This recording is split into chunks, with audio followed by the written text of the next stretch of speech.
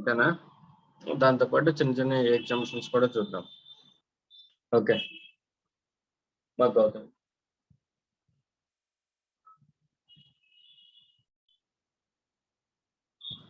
So let us see about the goods transportation services today. Okay, చూద్దాం చూడండి. Transportation of goods by different modes. Entry number 18. Services by way of transportation of goods by road exempted and by inland waterways exempted. ఇక్కడ దేని వేట్వే ఏ transport లో చెప్పాడమ్మా? Services of transportation of goods by road exempted and by inland waterways exempted. అదేనా వాడు చెప్పింది?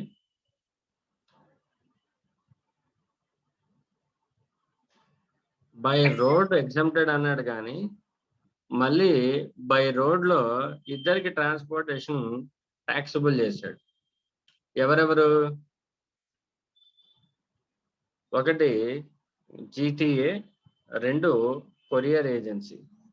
వీళ్ళిద్దరికి taxable చేశాడు. అంటే బై రోడ్ లో వీళ్ళిద్దరికే ట్యాక్సబుల్ చేశాడంటే రిమైనింగ్ వాళ్ళు చాలా మంది ఉంటారుగా ట్రాన్స్పోర్టర్స్. మా ఇప్పుడు నా దగ్గర ఒక ఆటో ఉంది, ఒక ఆటోలో కూడా నేను గూడ్స్ ట్రాన్స్పోర్ట్ చేయొచ్చుగా. నా ఓన్ ట్రక్ ఉందమ్మా, టాటా ఏసీ, బొలేరో, లేదంటే ఒక ఆటో ఉంది నాకు. ఓకేనా? నాది జీటీఏ అంటారా? ఒక ట్రక్ కానీ ఒక ఆటో కానీ ఉంటే నాది జీటీఏ అయిపోతుందా? చెప్పండి, అవుతుందా? చెప్పండి. No, it will not be called as a GTA. GTA అవ్వాలి అంటే ఒక కండిషన్ ఉంది. ఏంటంటే in order to become a GTA, it should issue a document called consignment note. GTA అవ్వాలంటే ఏం డాక్యుమెంట్ ఇష్యూ చేయాలమ్మా? కన్సైన్మెంట్ నోట్ ఇవ్వాలి. మీకు ఒక ట్రక్ డ్రైవర్ కానీ ఒక ఆటో డ్రైవర్ కానీ కన్సైన్మెంట్ నోట్ ఇస్తాడా?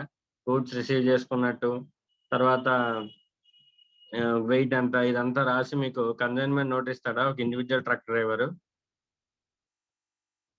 No, sir. No. Hence, such individual transporters having single or multi trucks or own vehicles, and if they are engaged in transporting of goods, they will not be considered as a goods transport agency. A transporter will be called as a GTA if and only if he raises a consignment note. He raises a consignment note. ఇంకో విషయం ఏంటంటే consignment note యొక్క validity అంటే దాని యొక్క impact ఏంటో చెప్పనా? ఒక్కసారి మీరు కన్సైన్మెంట్ నోట్ కనుక ఇష్యూ చేశారంటే ఆ గూడ్స్ యొక్క responsibility until the delivery to the consignee will be rest with you, will be vested with you. అంటే దాని అర్థం ఏంటి? గూడ్స్ యొక్క కంప్లీట్ బాధ్యత మీరే వహించాలి. గూడ్స్ కి ఏమైనా సరే ఆ రెస్పాన్సిబిలిటీ తీసుకున్నట్టు అర్థం కన్సైన్మెంట్ నోట్ కనుక ఇస్తే. సో అది కన్సైన్మెంట్ యొక్క నోట్ యొక్క impact. So only A transporter who issues A consignment note will become a goods transport agency, and there are some other conditions also for becoming a GTA. Ma clear? Yes, sir.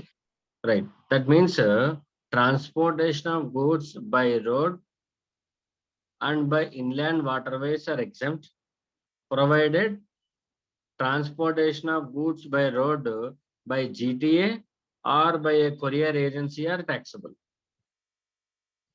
Auto driver goods transport చేసాడమ్మా, ఆటోలో taxable ఎగ్జామ్టెడా?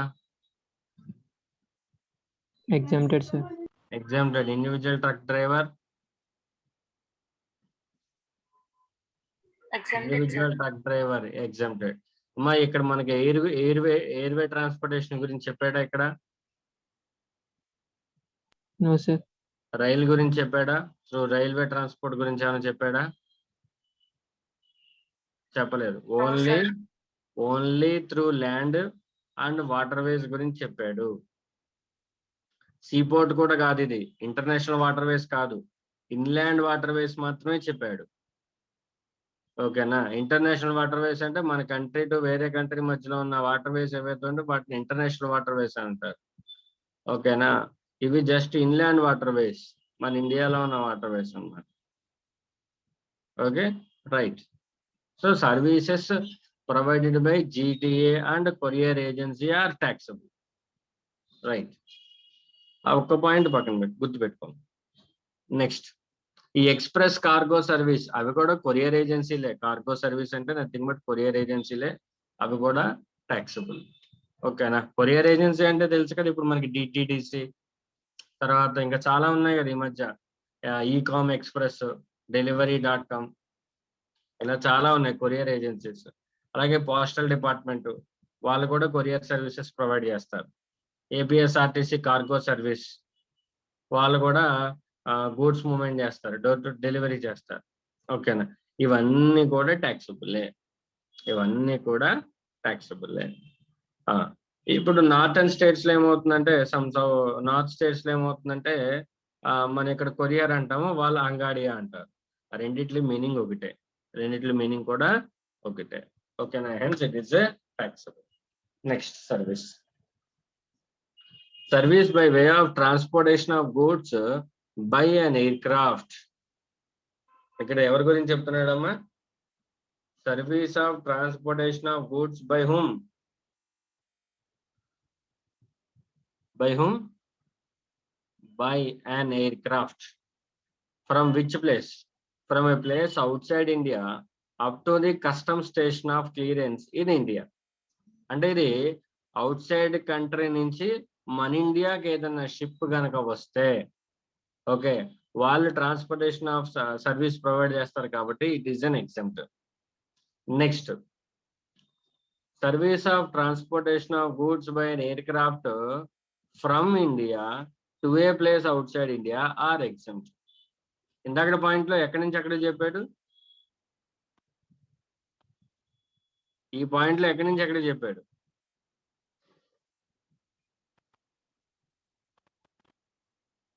ఉన్నారా లేదంటే class ఆపేనా?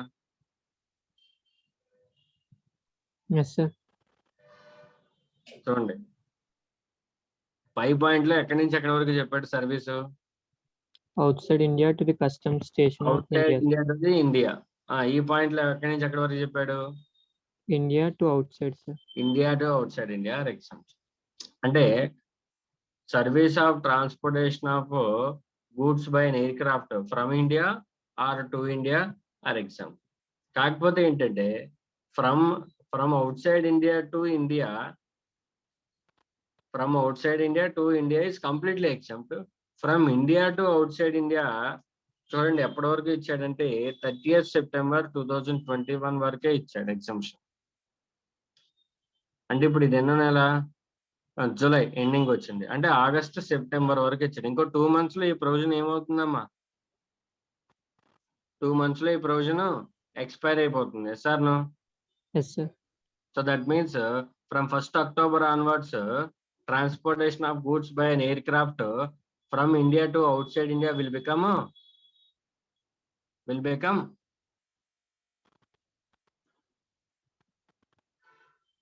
elapse అయిపోతుంది, sir. will become taxable now. Yes, sir. Will become taxable.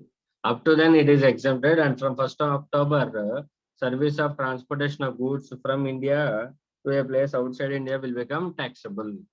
Unless ఈ లోపు government ఏమైనా notification ఇస్తే మళ్ళీ ఎక్స్టెన్షన్ డేట్ ని ప్రొలాంగ్ చేస్తున్నట్టు ఇస్తే, ఎగ్జామ్షన్ డేట్ ని మళ్ళీ ఎక్స్టెన్షన్ చేస్తే ఉంటుంది తప్ప, లేకపోతే 1st October నుంచి ఎగ్జామ్టెడ్. Okay, right. ఇప్పుడు ఎయిర్ క్రాఫ్ట్ ఓకే కదా? Air craft. నెక్స్ట్ సీపోర్ట్ చూద్దాం. Services by way of transportation of goods by a vessel from custom station of clearance in India to a place outside India. అంటే India నుంచి out side ఇండియాకి seaport ద్వారా వెళ్తున్నాయి, vessel ద్వారా వెళ్తున్నాయి, sea route ద్వారా వెళ్తున్నాయి. దెన్ అప్పుడు ఏంటి సార్? అప్పుడు ఎగ్జామ్టెడే, అప్పుడు ఎగ్జామ్టెడే. కాకపోతే ఆ ఎగ్జామ్షన్ ఎప్పటి వరకు ఉంది? 30th September 2021. That means extension government ఏమైనా మళ్ళీ ఎగ్జామ్షన్ ఎక్స్టెన్షన్ చేస్తే ఉంటుంది, లేకపోతే from 1st October onwards we need to consider this service as a taxable service. అంటే విషయం ఏంటంటే అవుట్ సైడ్ ఇండియా నుంచి ఇండియాకి ట్రాన్స్పోర్టేషన్ సర్వీస్ ప్రొవైడ్ చేస్తే ఎయిర్ రూట్ అయినా సీ రూట్ అయినా ఎగ్జామ్టెడే. కాకపోతే ఇండియా నుంచి అవుట్ సైడ్ ఇండియాకి ఐదర్ ఎయిర్ క్రాఫ్ట్ కానీ లేదంటే సీ రూట్ ద్వారా కానీ ట్రాన్స్పోర్ట్ చేస్తే అప్ టు 30th September 2020 వరకే ఎగ్జామ్షన్ ఇచ్చాడు. ఓకేనా? అది గవర్నమెంట్ ఎక్స్టెన్షన్ చేయొచ్చు, చేయకపోవచ్చు. Let's wait and see. Right, next satellite launching service. ఇప్పుడు మన ఇండియా వాళ్ళు ఇస్రో కానీ లేదంటే సమ్ స్పేస్ రీసెర్చ్ వాళ్ళు ఎవరైతే ఉన్నారో వాళ్ళు out side India, out side countries వాళ్ళకు కూడా శాటిలైట్ లాంచింగ్ సర్వీసెస్ ప్రొవైడ్ చేస్తున్నారు కదా. మన శాటిలైట్స్ తో పాటు వేరే దేశాల శాటిలైట్స్ కూడా లాంచింగ్ చేస్తున్నారు కదా. ఆ లాంచింగ్ సర్వీసెస్ ని జిఎస్టీలో ఎగ్జామ్ట్ చేశాడు. ఓకేనా? Satellite launch services provided by the ISRO, Antrix Corporation or the New Space India are exempted. Next ఇప్పుడు మనకి రోడ్ అయిపోయింది, ఎయిర్ క్రాఫ్ట్ అయిపోయింది, నెక్స్ట్ వెజల్ అయిపోయింది, అవునా? Next rail route. Rail route almost all are taxable అమ్మా. Rail కానీ vessel కానీ almost all are taxable, but provided some goods transported through rail or vessel are exempt. ఇప్పుడు train ద్వారా ఏ goods transport చేసినా ట్యాక్సబులే, కానీ కొన్ని గూడ్స్ కి ఎగ్జామ్షన్ ఇచ్చాడు ట్రాన్స్పోర్టేషన్ సర్వీసెస్. రైల్వేస్ వాళ్ళు కూడా ట్రాన్స్పోర్టేషన్ సర్వీసెస్ ప్రొవైడ్ చేస్తారు కదా. ఆ సర్వీసెస్ లో కొన్ని ఐటమ్స్ కి ఎగ్జామ్షన్ ఇచ్చాడు. చూడండి, first the relief material meant for victims of natural or man made disasters, calamities, accidents etcetera. అంటే వాడు ఏమన్నాడంటే ఎప్పుడైనా సరే ఈ నేచురల్ కెలామిటీస్ వచ్చినప్పుడు అక్కడ దూర ప్రాంతాల్లో ఉన్న వాళ్ళందరికీ కూడా రిలీఫ్ మెటీరియల్స్ పంపించాలి కదా. మెడికల్ కిట్స్ అవ్వచ్చు, ఫుడ్ అవ్వచ్చు, అదర్ ఎక్విప్మెంట్స్ అవ్వచ్చు, వీటన్నిటిని పంపించాలి కదా. అప్పుడు రైల్వేస్ మనకి కొద్దిగా ఉపయోగపడతాయి. సో అలా రిలీఫ్ మెటీరియల్ ఏమైనా పంపితే దెన్ ఆ ట్రాన్స్పోర్టేషన్ సర్వీస్ ప్రొవైడ్ చేసినందుకు exemption. Next defence or military equipments ఏమైనా ట్రాన్స్పోర్ట్ చేస్తే through railways exemption. News papers or magazines registered with the registrar of news papers. News papers మనకి చాలా దూరం నుంచి ప్రింట్ అయ్యి వస్తూ ఉంటాయి, అవి త్రూ రైల్వేస్ ద్వారా వస్తాయి, exempted. Next railway equipments or materials. Railways లో రైల్వే ఎక్విప్మెంట్స్ కానీ రైల్వే మెటీరియల్స్ కానీ పట్టుకెళ్తే అప్పుడు ఎగ్జామ్టెడ్. రైల్వేస్ లో అగ్రికల్చర్ ప్రొడ్యూస్, ఫార్మర్ ప్రొడ్యూస్ చేసిన అగ్రికల్చర్ ప్రొడ్యూస్ ఏమైనా ట్రాన్స్పోర్ట్ చేస్తే exempted. Milk, salt and food grain including flours, pulses and rice, ఇవేమన్నా సరే రైల్వేస్ ద్వారా ట్రాన్స్పోర్ట్ చేస్తే exempted. And next organic manure exempt. అర్థమైందమ్మా? ఇవన్నీ కూడా చూడండి, వీటన్నిటి వల్ల కూడా దేశానికి ఉపయోగపడే ఇవన్నీ కూడా. అండ్ నెక్స్ట్ ఇక్కడ ఫార్మర్ గురించి కూడా ఆలోచించాడు, ఎందుకంటే ఫార్మర్ కట్టుకోలేడు కదా. అండ్ మోర్ ఓవర్ ఇక్కడ అన్ని కూడా ఏంటి, అగ్రికల్చర్ ప్రొడ్యూస్ కానీ మిల్క్ కానీ ఇవన్నీ కూడా పెరిషబుల్ ఐటమ్స్, వాటిని ఫాస్ట్ గా ట్రాన్స్పోర్ట్ చేయాలి. ఫార్మర్ దగ్గర ఫ్రైట్ ఛార్జెస్ లేవన్న వల్ల ట్రాన్స్పోర్ట్ చేయలేకపోతే గూడ్స్ పాడైపోతాయి. అందుకని ఏం చేశాడంటే ఫ్రైట్ ఛార్జెస్ కి జిఎస్టీ ఎగ్జామ్షన్ చేశాడు. ఫ్రైట్ ఛార్జెస్ తీసుకుంటారు కానీ జిఎస్టీ ఛార్జ్ చేయరు మళ్ళీ అదనంగా. అర్థమైందమ్మా? So ఏమేంటవి?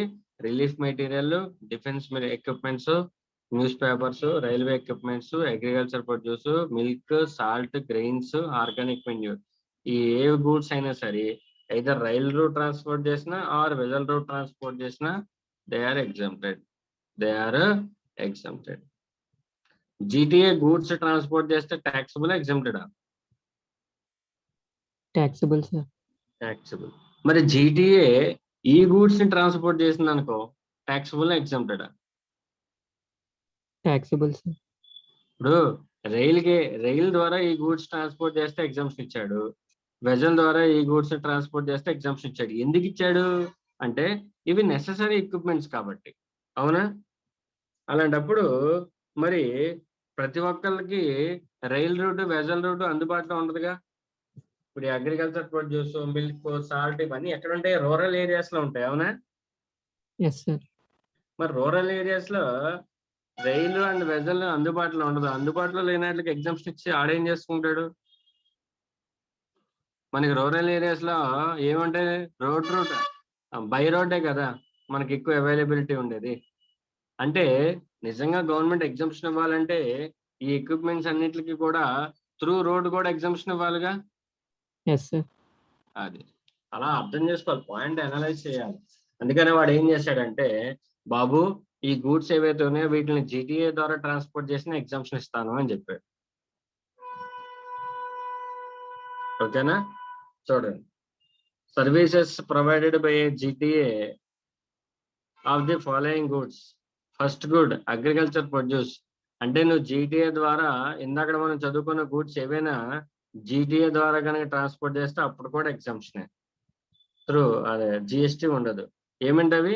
Agriculture produce, milk, salt, food grains, organic manure, newspapers, defence, military, relief materials, వీటన్నిటిని ఇందాక చదువుకున్న అన్ని కూడా ఐదర్ అంటే ఈ గూడ్స్ ని త్రూ జీటీఏ ట్రాన్స్పోర్ట్ చేస్తే exempted, through rail exempted, through vessel exempted, అవునా? Yes, sir. Through road GTA కాకుండా through road individual truck taxable exempted. ఈ గూడ్స్ Exempted, sir. ఎగ్జామ్టెడ్. అంటే ఈ గూడ్స్ ని నువ్వు చిన్న ట్రక్ లో తీసుకెళ్ళినా, జీటీఏలో తీసుకెళ్ళినా, రైల్వేస్ లో తీసుకెళ్ళినా, వెజల్ లో తీసుకెళ్ళినా, ఎలా తీసుకెళ్ళినా ఎగ్జామ్టెడ్. ప్రొవిజన్స్ ని విడివిడిగా చదవద్దు, అన్నిటిని క్లబ్ చేసి లింక్ చేసుకుని చదవాలి. ఓకేనా? రైట్. అవి కాకుండా ఎడిషనల్ గా జీటీఏకి ఒక 2 ఎగ్జామ్షన్స్ ఇచ్చాడు చూడండి.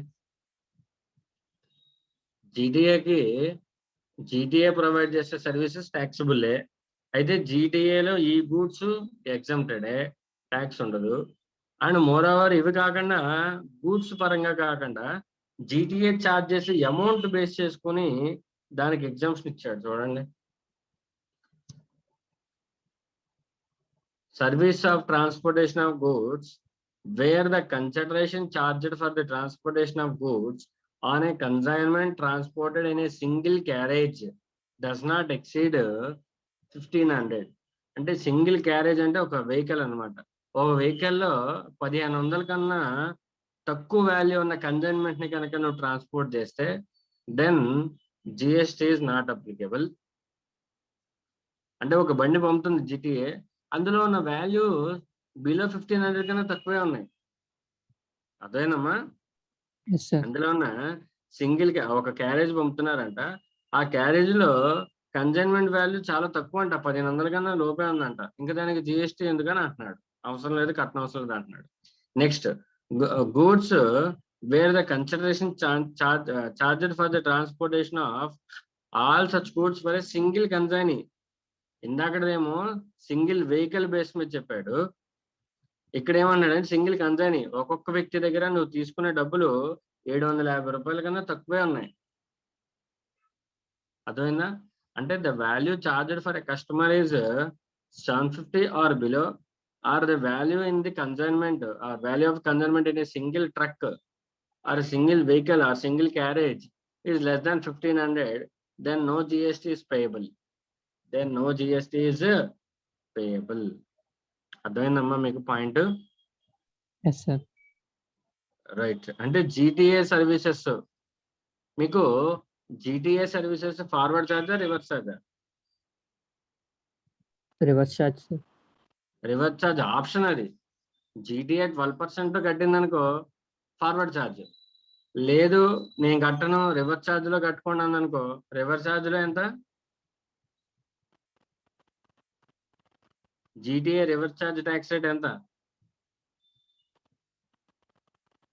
మర్చిపోయారు నాకు తెలుసు, 5% అమ్మా.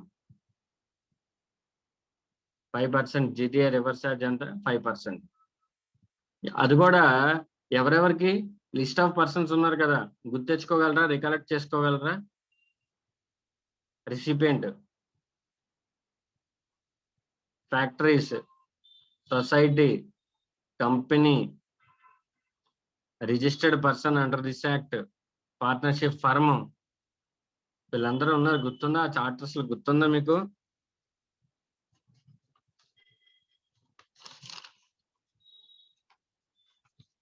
ఇలా అయితే కష్టం నాన్న, ఇంత మర్చిపోతే కష్టం. ఎవరెవరు?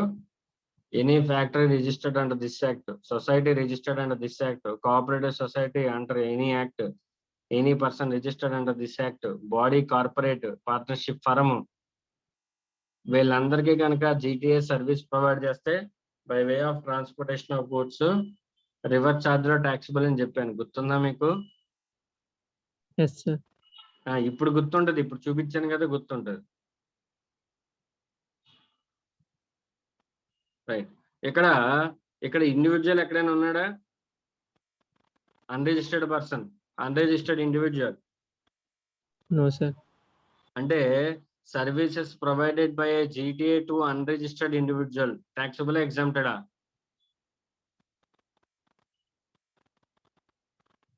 వీళ్ళకి మాత్రమే ట్యాక్సిబుల్ అన్నప్పుడు రిమైనింగ్ వాళ్ళకి ఏమవుతుందమ్మా? ఎగ్జామ్టెడే కదా. రైట్. ఒకవేళ వాడికి కూడా ట్యాక్సిబుల్ అంటే ఇక్కడ పెట్టేవాడు కదా, అన్రిజిస్టర్డ్ ఇండివిజువల్ కూడా ఇక్కడ పెట్టేవాడు కదా. Yes, sir. Right. Next, and GTA services reverse charge, but ఈ బిలో పర్సన్స్ కి రివర్స్ ఛార్జ్ అప్లికేబుల్ కాదని చదువుకున్నాం. ఎవరా persons? Persons who has taken registration for the purpose of TDS only. TDS deduct చేయడానికి మాత్రమే రిజిస్ట్రేషన్ తీసుకున్న వాళ్ళు ఉంటారు కదా, వాళ్ళకి మాత్రమే ఫార్వర్డ్ ఛార్జ్, వీళ్ళకి రివర్స్ ఛార్జ్ అప్లికేబుల్ కాదని చెప్పాను. ఎవరెవరు సార్ టీడీఎస్ కోసం రిజిస్ట్రేషన్ తీసుకునేది? Government departments. వాళ్ళు only for the purpose of TDS deduct చేయడానికి మాత్రమే జిఎస్టీ లైసెన్స్ తీసుకుంటారు అని చెప్పాను. మర్చిపోతే మాత్రం నేనేం చేయలేను. ఇంకా అంత క్లారిటీగా చెప్పాక మీరు మర్చిపోతే అది నా తప్పు కాదు. ఓకేనా? Let us do an illustration.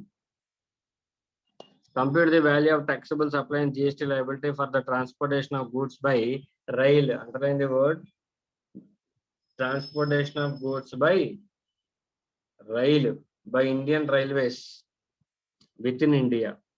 Okay. First, the transport of postal mails and postal bags.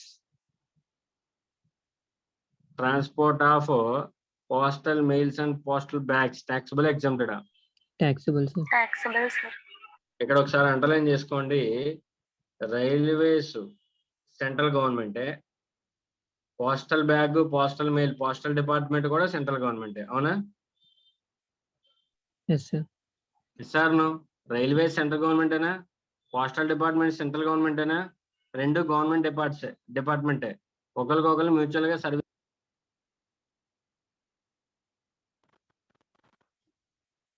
అర్థమైందా? So voice cut in, sir. ఇప్పుడు ఏమైందంటే పోస్టల్ డిపార్ట్మెంట్ సెంట్రల్ గవర్నమెంటే, రైల్వేస్ సెంట్రల్ గవర్నమెంటే. అంటే services provided by government department, అంతేనా? Yes, sir. ఇది ఒకసారి మీరు ఇప్పుడు ట్యాక్సిబుల్లే కాదంటలేదు, కానీ ఇది ఒకసారి గుర్తుపెట్టుకోండి. మనకి services provided by government, services provide to government అని రెండు హెడ్డింగ్స్ ఉన్నాయిగా, అక్కడ ఒకసారి లింక్ చేసుకుని చదువుకోవాలి ఈ పాయింట్. ఓకేనా? Taxable. Okay. Next, transportation of household effects, పాత సామాన్ అనమాట, ఇంట్లో ఉన్న పాత సామాను త్రూ రైల్వేస్ ట్యాక్సిబుల్ ఎగ్జామ్టెడా? Taxable, sir. Taxable. Next, transportation of petroleum products taxable or exempted? Taxable, sir. Transportation of relief material to flood affected areas Exempted, sir. exempted. Transportation of newspapers and magazines registered with the registrar Exempted, sir. milk Exempted, sir. Exempted, sir. tea taxable, sugar taxable, alcohol taxable, defense material Exempted, sir. exempted, organic manure Exempted, sir. exempted, baled cotton ఇది agriculture produce లోకి వస్తుందా? రాదు. ఎందుకంటే బేల్డ్ cotton వేరు, రా cotton వేరు. రా cotton అంటే అప్పుడే మనం పత్తి చేనులోంచి మనం తీస్తాం, రా కాటన్ అంటారు దాన్ని. బేల్డ్ కాటన్ అంటే ప్రాసెస్ చేసేసి బేల్స్ లో వేసేసి మనం పెట్టి ఉంచుతాం, అది బేల్డ్ కాటన్ అనమాట. అర్థమైందా? So it is already A processed cotton and hence it is not an agriculture produce and it will be taxable. It will be taxable. Next, transport of other goods. Taxable, sir. అర్థమైందా? So మనకి exempted ఏ వచ్చినాయో taxable ఏ వచ్చినాయో మనం క్లియర్గా identify చేస్తాం and based on that taxable value వస్తుంది and we have to apply the GST rate at 5%. GST rate at 5%. Okay, right. Next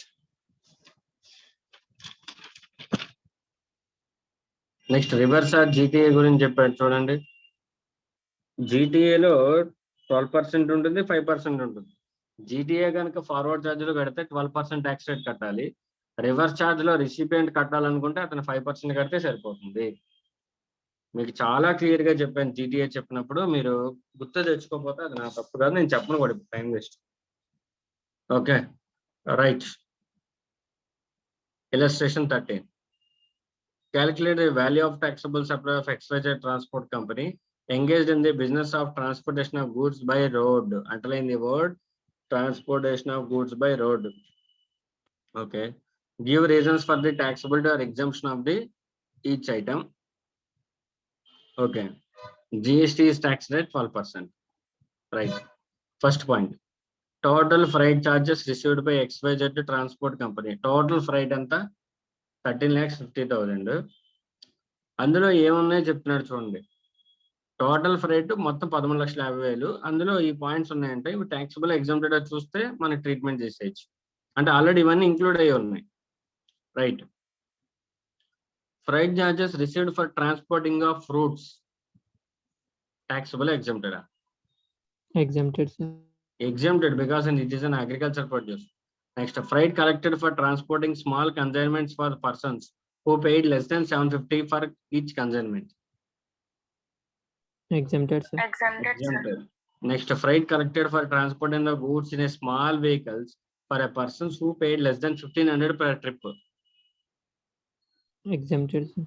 Exempted. అంటే ఈ 13,50,000 లో నుంచి ఈ మూడింటిని ఏం చేయాలమ్మా? మైనస్ చేయాలి, sir.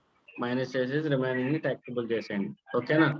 Next, services provided by a goods transport agency to an unregistered person. ఇందాక మనం చెప్పుకున్నాం కదా, services provided by a GTA to an unregistered person. It is an exempt one. It is an exempt one. ఎందుకంటే అక్కడ unregistered person అక్కడ ఇవ్వలేరు కదా.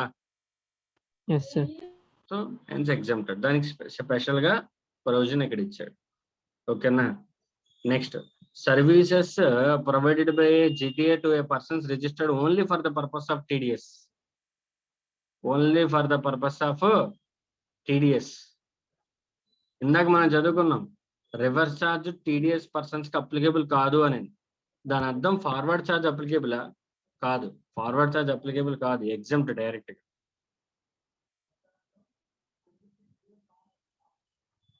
Exempt అన్నమాట. ఓకేనా? Yes sir. రైట్. మళ్ళీ ఒక క్వశ్చన్ ఇచ్చాడు చూడండి. టోటల్ ఫ్రైట్ చార్జెస్ 25 lakhs అంట. ఈ మూడు సర్వీసెస్ ఇందులో ఇంక్లూడ్ అయి ఉన్నాయి. First the freight charges received from the government department registered only for the purpose of TDS. taxable, exempted? Exempted, sir. Exempted. Freight charges from unregistered persons. Unregistered persons ki supply chesaranta. Taxable, exempted? Exempted, sir. Exempted. Freight collected for transporting of goods in small vehicles for persons who paid less than 1,500 per trip. Exempted, sir. Exempted. 1,50,000. So ఈ మూడు services exempted. So total value of supply నుంచి 3 services చేస్తే then the remaining will be taxable. Okay, right. Next,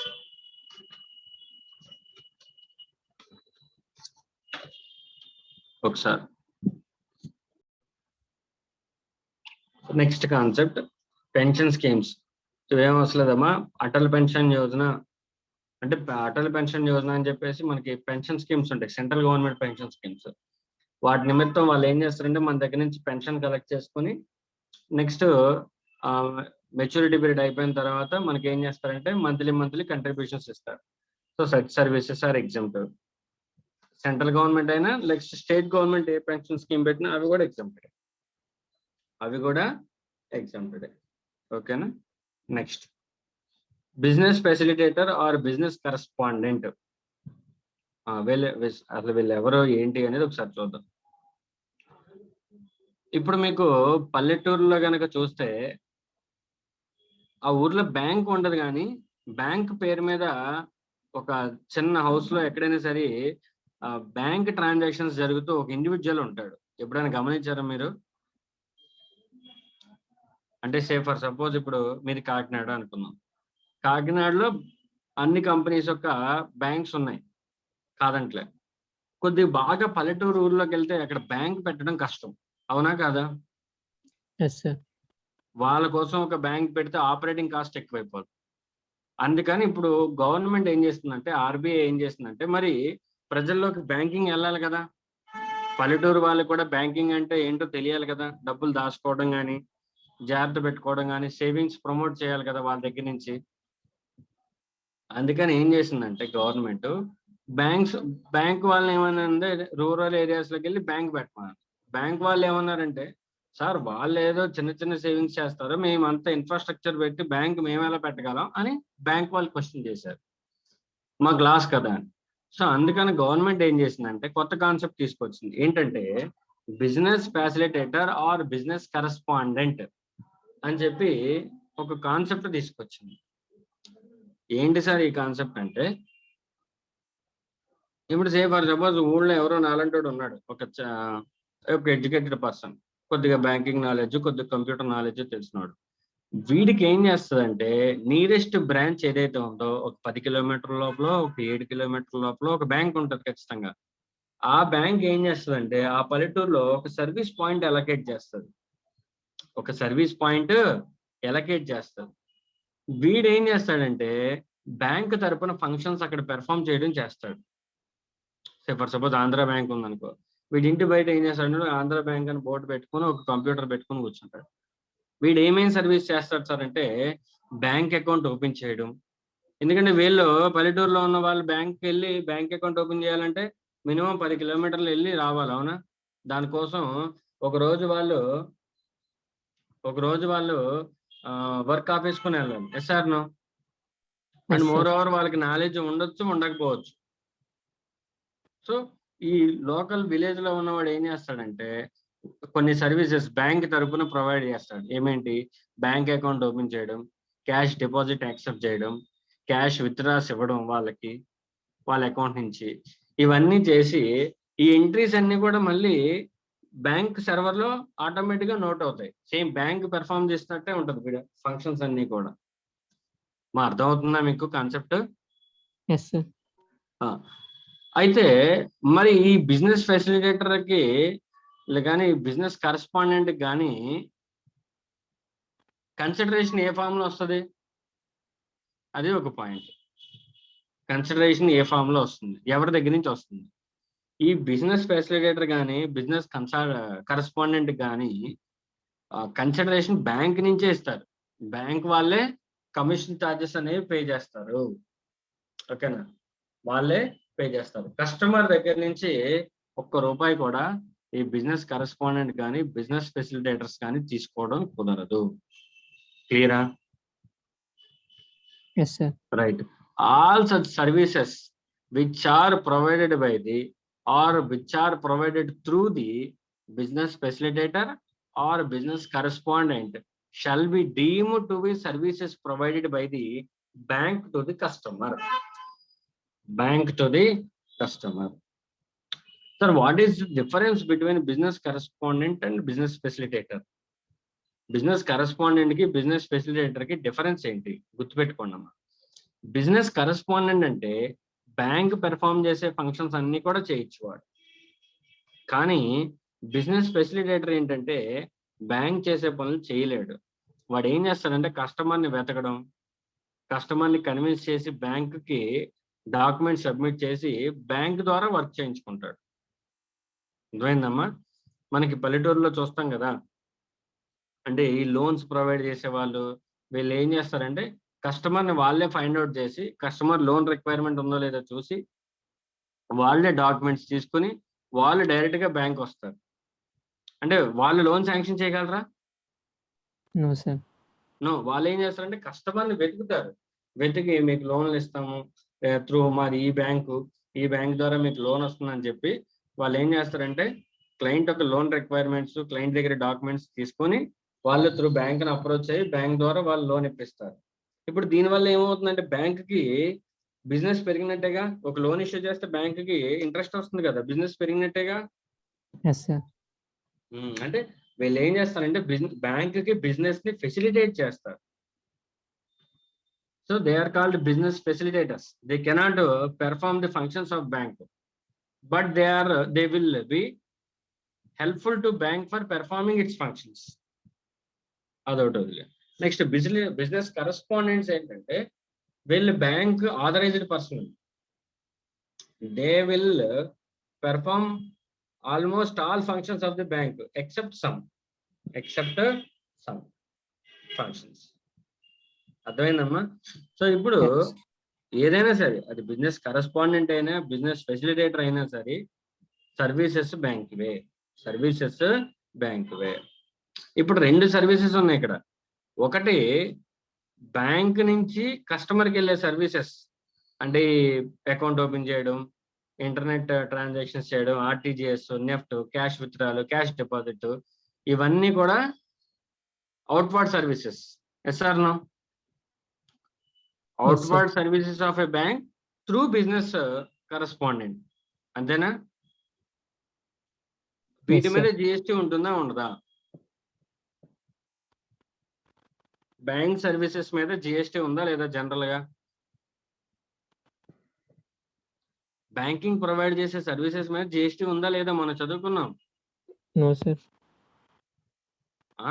ఒక interest మీద మాత్రమే లేదు, remaining అన్ని charges మీద ఉన్నాయి. అకౌంట్ ఓపెనింగ్ చార్జెస్ జిఎస్టీ ఉంది, లోన్ ప్రాసెసింగ్ చార్జెస్ జిఎస్టీ ఉంది, క్రెడిట్ కార్డ్ ఇంట్రెస్ట్ జిఎస్టీ ఉంది, డెబిట్ కార్డ్ చార్జెస్ జిఎస్టీ ఉంది, ఆర్టీజీఎస్ ట్రాన్సాక్షన్స్ జిఎస్టీ ఉంది. ఇవన్నీ చదువుకున్నాం కదా మొన్న. Yes, sir.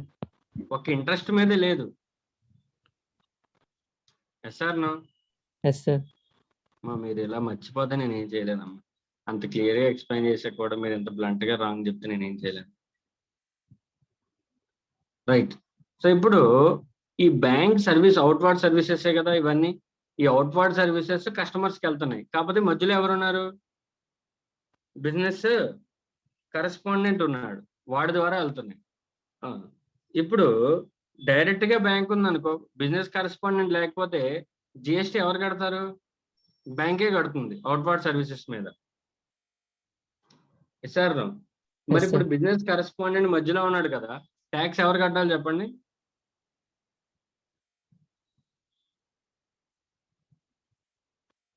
బిజినెస్ కరెస్పాండెంట్ కడతాడా, బ్యాంక్ కడతాడా? క్వశ్చన్ మీకు అర్థమైందా? అర్థమైంది సార్. డైరెక్ట్ గా బిజినెస్ కరెస్పాండెంట్ మధ్యలో లేడు అనుకుందాం. బ్యాంక్ కి నేనే బ్యాంక్ అకౌంట్ ఓపెన్ చేసుకున్నా, డైరెక్ట్ గా బ్యాంక్ లో జరిగింది ఇదంతా. అప్పుడు నాకు బ్యాంక్ ఏమైనా సర్వీస్ చార్జెస్ కలెక్ట్ చేస్తే then GST to be paid by the bank to the government, forward charge. ఇప్పుడు మధ్యలో బిజినెస్ కరెస్పాండెంట్ ద్వారా నాకు సర్వీస్ వచ్చింది. ఇప్పుడు నాకు సర్వీస్ ప్రొవైడర్ ఎవరు? బ్యాంకా, బిజినెస్ కరెస్పాండెంటా? అంటే ఇక్కడ జిఎస్టీ ఎవరి మీద లెవీ చేయాలి? బ్యాంక్ మీద లెవీ చేయాలా, బిజినెస్ కరెస్పాండెంట్ మీద లెవీ చేయాలా అనేది క్వశ్చన్. మీకు అర్థమైందా? Yes sir. ప్రొవిజన్ ఏం చెప్తుందంటే, ఈవెన్ దో నీకు సర్వీసెస్ బిజినెస్ కరెస్పాండెంట్ ప్రొవైడ్ చేసినా నువ్వేం చేస్తావు అంటే బ్యాంక్ ప్రొవైడ్ చేసినట్టే తీసుకో. ఓకేనా? So hence business correspondent is not required to pay GST. Only the bank will be required to pay the GST. Only the bank will be required to pay the GST. Next, మరి business correspondent bank కి service provide చేశాడుగా. Yes sir. ఎందుకంటే మరి business correspondent లేకపోతే రూరల్లో service ఎవరు provide చేస్తాడు? అంటే బిజినెస్ కరెస్పాండెంట్ బ్యాంక్ కూడా తిరిగి సర్వీస్ ప్రొవైడ్ చేశాడు. మరి ఈ సర్వీస్ మీద జిఎస్టీ ఉందా? లేదు. ఓకేనా? The services provided by a business correspondent or a business facilitator to a bank is exempt. అర్థమైందా మీకు? Yes, sir. రైట్. ఇక్కడ ఈ బిజినెస్ కరెస్పాండెంట్, బిజినెస్ ఫెసిలిటేటర్స్ అనేది బ్యాంకుకే కాదు, ఇన్సూరెన్స్ వాళ్ళకు కూడా ఉంటారు. ఎందుకంటే ఇన్సూరెన్స్ సర్వీసెస్ ప్రొవైడ్ చేయాలిగా. ప్రతి ఊర్లో కూడా ఒక ఎల్ఐసి ఏజెంట్లు అంటాడు, లేదంటే ఇంకొకళ్ళు ఉంటారు. వాళ్ళు ఏం చేస్తారంటే పబ్లిక్ ని ఫైండ్ అవుట్ చేసి ఇన్సూరెన్స్ కట్టించేలా వాళ్ళు చేసి ఇన్సూరెన్స్ బిజినెస్ ప్రమోట్ చేస్తారు. వాళ్ళు కూడా బిజినెస్ కరెస్పాండెంట్స్ లోకి వస్తారు. సో అది బ్యాంకుకి అయితేనే ఉంది, ఇన్సూరెన్స్ కంపెనీకి అయితే ఏముంది, the services provided by the business correspondent or business facilitator model are exempt. క్లియరా? Yes, sir. అదమ్మా, అది ఎంటైర్ కాన్సెప్ట్. ఓకేనా? మీరు చదువుకోండి. రైట్. Next leasing services. అంటే ఇప్పుడు మనకి గవర్నమెంట్ ఇండస్ట్రియల్ ఏరియాస్ ఉంటాయి. వాళ్ళు ఏం చేస్తారంటే గవర్నమెంట్ కొన్ని కంపెనీస్ కి అక్కడ ఇన్ఫ్రాస్ట్రక్చర్ డెవలప్మెంట్ చేయడానికి లీజ్కి ఇస్తారు. ఓకేనా? వాళ్ళు ఏం చేస్తారంటే గవర్నమెంట్ అప్రూవ్డ్ ల్యాండ్ ఏదైతే ఉంటుందో దాన్ని తీసుకొని ఇన్ఫ్రాస్ట్రక్చర్ డెవలప్మెంట్ చేసి అక్కడ బిజినెస్ చేస్తారు. ఓకేనా? ఇప్పుడు ఎయిర్పోర్టే ఉంది, ఎయిర్పోర్ట్ ల్యాండ్ గవర్నమెంట్ దే ఉంటుంది. గవర్నమెంట్ ఏం చేస్తుందంటే ఆ ఎయిర్లైన్స్ కంపెనీ వాళ్ళకి ల్యాండ్ ని ఒక 99 years లేదంటే మోర్ దెన్ 30 years లీజ్కి ఇస్తుంది. అమ్మదు ల్యాండ్, గవర్నమెంట్ లీజ్కి ఇస్తుంది. అప్పుడు వాళ్ళు ఏం చేస్తారంటే అక్కడ ఎయిర్పోర్ట్ కట్టేసి ఎయిర్పోర్ట్ లో వచ్చే సర్వీస్ ఛార్జెస్ అన్నింటిని కూడా వాళ్ళు రికవర్ చేసుకుంటారు. ఓకేనా? సో అంటే ఇక్కడ ఏంటి, ల్యాండ్ లీజ్కి జరుగుతుంది కదా, ఇక్కడ మోర్ దెన్ 30 years లీజ్కి ఇచ్చినట్టే కదా. Nothing sir. But renting of immovable property. Yes or no? Yes, sir. కాకపోతే ఇక్కడ ఏంటంటే ల్యాండ్ లీజ్కి ఇచ్చేది ఎవరు? గవర్నమెంట్ ఇస్తుంది. ఎవరిస్తారు? గవర్నమెంట్ ఇస్తుంది. For the purpose of infrastructure development ఇస్తారు. ఇన్ఫ్రాస్ట్రక్చర్ డెవలప్ అవుతుంది కదా మన దేశంలో, అందుకని మోర్ దెన్ 30 years లీజ్కి ఇస్తారు. వీడు ఏమంటున్నాడంటే అలా గవర్నమెంట్ ఏమైనా లీజ్కి ఇస్తే మోర్ దెన్ 30 years కి it is exempt under GST. It is exempt under GST. That's what they are saying. Next ఇంకోటి ఏంటంటే మనకి రైల్వేస్ ఉంది కదమ్మా. రైల్వేస్ లో ఆ రైల్వే కోచెస్ కానీ, ఆ ట్రాక్స్ కానీ, గూడ్స్ వ్యాగన్స్ కానీ, కోచెస్ కానీ, ఇవన్నీ ఎవరివి? రైల్వేస్ ఏనా? ఈ electrification lines, poles, current lines, ఆ ఇన్ఫ్రాస్ట్రక్చర్ అంతా ఎవరిది? రైల్వేస్దేనా ఇంకెవరిదేనా? ఆ ఇన్ఫ్రాస్ట్రక్చర్ కానీ, ఆ వ్యాగన్స్ కానీ, కోచెస్ కానీ, ఇవన్నీ కూడా రైల్వేస్ కాదమ్మా. రైల్వేస్ కాకుండా ఇంకొక కార్పొరేషన్ ఉంది. అదేంటంటే ఇండియన్ రైల్వేస్ ఫైనాన్స్ కార్పొరేషన్. ఏంటది? ఆ కార్పొరేషన్ ఏమేంటమ్మా? Indian Railways Finance Indian Corporation. Railways finance corporation. వీళ్ళు ఏం చేస్తారంటే వాళ్ళు కొంటారు, వాళ్ళు కొనడమో మ్యానుఫ్యాక్చర్ చేయడం అంతా చేసేది వాళ్ళు ఏం చేస్తారంటే ఇండియన్ రైల్వేస్ అని వేరే ఆర్గనైజేషన్ ఉంది, దానికి లెండింగ్ ఇస్తారు, లీజింగ్ ఇస్తారు అసెట్స్ ని. యాక్చువల్గా చెప్పాలంటే ఈ ట్రైన్స్ కానీ, రైల్వే ట్రాక్స్ కానీ, పోల్స్ కానీ, నెక్స్ట్ లోగోస్ కానీ, ఇవన్నిటిని కూడా ఇండియన్ రైల్వేస్ కాదు, ఇండియన్ రైల్వేస్ ఫైనాన్షియల్ కార్పొరేషన్ వాళ్ళవి. అదొక సెపరేట్ బాడీ అన్నమాట. వాళ్ళు ఇండియన్ రైల్వేస్ కి లీజ్కి ఇస్తారు. అర్థమైందా? సో ద ఇండియన్ రైల్వేస్ ఏం చేయాలంటే ఇవన్నీ యూజ్ చేసుకుని passenger transportation, next cargo transportation, ఇవన్నీ చేసి డబ్బులు సంపాదించి వాళ్ళకి వడ్డీ కట్టాలి. వీళ్ళకి ప్యాసింజర్స్ ఎంప్లాయీస్ అందరికీ కూడా జీతాలు ఇవ్వాలి. ఇచ్చిన తర్వాత రిమైనింగ్ మిగిలితే అది రైల్వేస్ ప్రాఫిట్ అవుతుంది. అర్థమైందా? Right. Next sponsorship of sports. Sponsorship of sports services by way of sponsorship of sporting events organized by a national sports federation.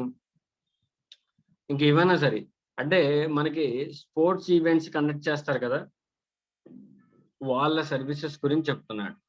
ఈ స్పోర్టింగ్ ఈవెంట్స్ కండక్ట్ చేసే బోర్డ్స్ ఉంటాయి కదా, మరి వాళ్ళ సర్వీసెస్ ఎగ్జామ్టెడా కాదా? వాళ్ళు ఏం చేస్తారు?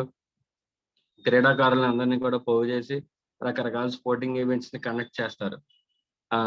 ఆ ఈవెంట్స్ కండక్ట్ చేసినప్పుడు ఎవరైతే పార్టిసిపెంట్స్ ఉంటారో వాళ్ళ దగ్గర నుంచి ఫీజు కలెక్ట్ చేస్తారు. నథింగ్ బట్ ఇది సర్వీసే కదా, మరి ట్యాక్సిబుల్ ఎగ్జామ్టెడా అనేది ఒక పాయింట్. అందుకని వీడేమంటున్నాడంటే ఈ కింది బోర్డ్స్ ఏవైతే ఉన్నాయో ఈ బోర్డ్స్ ప్రొవైడ్ చేసే సర్వీసెస్ అన్ని కూడా ఎగ్జామ్ట్ అని చెప్తున్నాడు. ఏంటా boards? National sports federation exempted.